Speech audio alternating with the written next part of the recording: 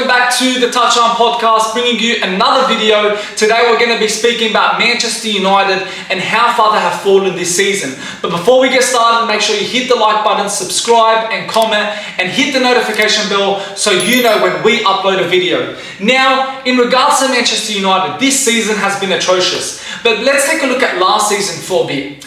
Man United was starting to build some progress, starting to build the foundations of what it means to be a successful club. Erik ten Hag became the quickest Manchester United manager to reach 50 wins in a season, an extraordinary stat, and we're starting to see light at the end of the tunnel. We're starting to see that Erik ten Hag could potentially be the saviour for Manchester United, the manager that we've all been waiting for. He won us a Carabao Cup, FA Cup runners-up. He got his third Champions League qualification, and the positivity heading into the 23-24 season was starting to become exciting. It was starting to become positive. We all had something to look forward to. But it's turned out the complete opposite. This season has been atrocious. From injuries, from performance, from players, everything has not gone our way. Now the question is, who is to blame? Is it the Manchester United players? Is it the manager? Is it the board?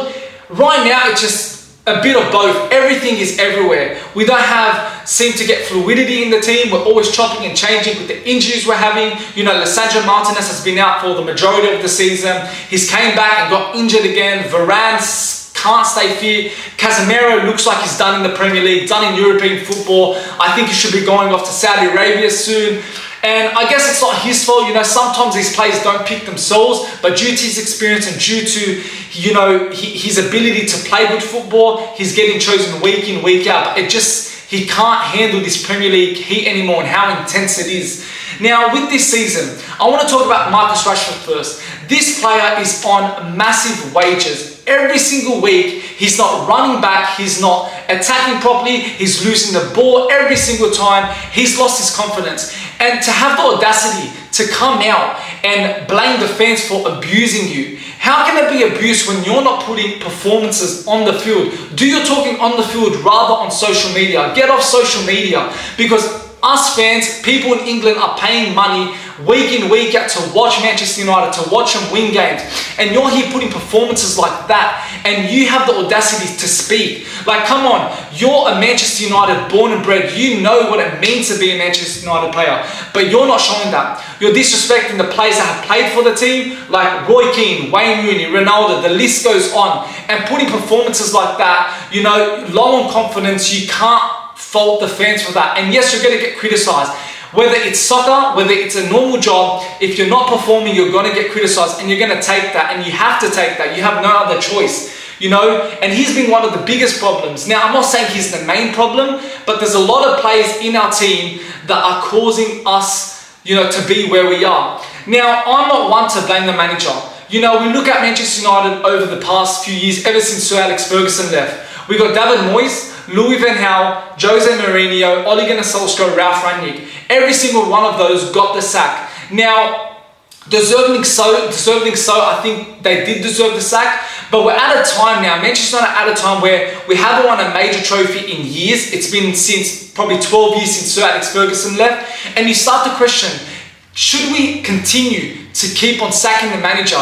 The same process happening. 3 years, we'll play good football, and then, you know, the players drop down tools, the manager gets sacked, and the process continues. When are the board and when are some Man United fans going to start realising that it might not be the manager? These players need to go, every single one of them. Look at Newcastle, for example. They might not have the best quality players, but every single one of them are putting 7 out of 10 performances every single game, and that is where it's getting them. They're succeeding and they are winning games. Yes, it hasn't shown this season, but look at last season, how they all gelled together. And still now they're scoring a lot of goals, and you know, right now they're sitting on top of us. Look at Arsenal, for example. Arteta has built a foundation, and there were so many times where he was under pressure. They stuck by him, got through those tough times, and Arsenal now are competing with the biggest teams in the world. And you could say that they're slowly getting there as being the biggest team in the world. Now that comes to my case about Erik ten Hag. He is not the problem at all. Get rid of the players, keep Erik ten Hag, let him buy his players, get a complete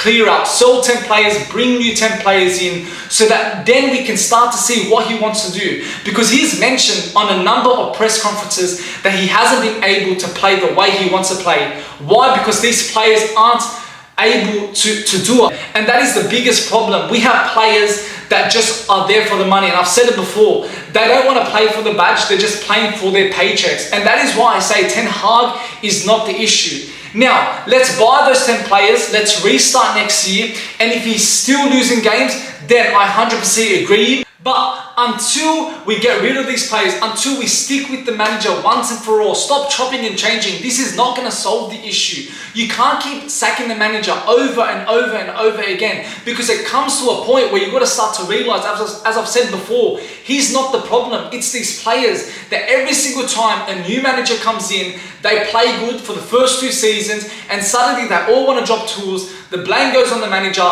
and there we are in the same process over and over again. I've had enough of it. Man United have become a joke of a club. We're not competing with the big teams anymore. We don't deserve European football. We don't deserve the Champions League, Europa League, let alone Conference League. We don't deserve any of it. I think it will be a blessing in disguise that we miss out of Europe. Just focus on the performances, focus on the behind the scenes of the club, with the board, with everything, the training facilities, everything. Focus on that. Get that done. And once all these little things, these minor things that are so imperative to a football club, once you fix those, then you can fix what's happening on that football pitch, because it's become a joke. You know, Man United fans have had enough. Right now, many of us are not even getting angry when we're losing 4-0 to Crystal Palace, because it's become the norm for us. You know, we're expecting to lose games. We're not even positive or confident heading into games. We've got Arsenal this week, and I think that's going to be a horror show. I think really Arsenal can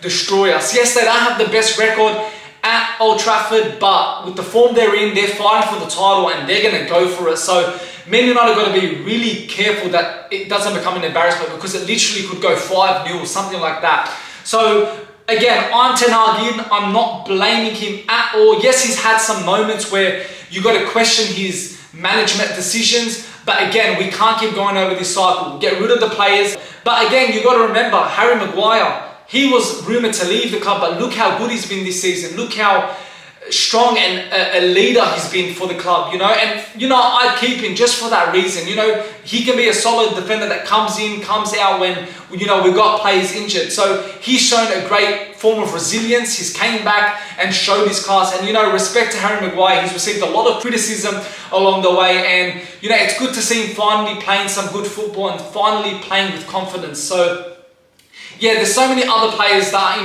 in his position. But yeah, that's Manchester United. You know, they've been bad, and that's all I can say. Hopefully the good times lay ahead. Hopefully they're back to where they belong, winning Champions League, winning Premier Leagues. But again, yeah, until the board fixes this whole club, until they realise what the problem is at the club, then that's when we can move forward. So we're going to be taking 5 steps backwards before we can take that 1 step forward. So that's a wrap up to this video. Make sure you leave a like, comment, subscribe, and we'll see you guys soon.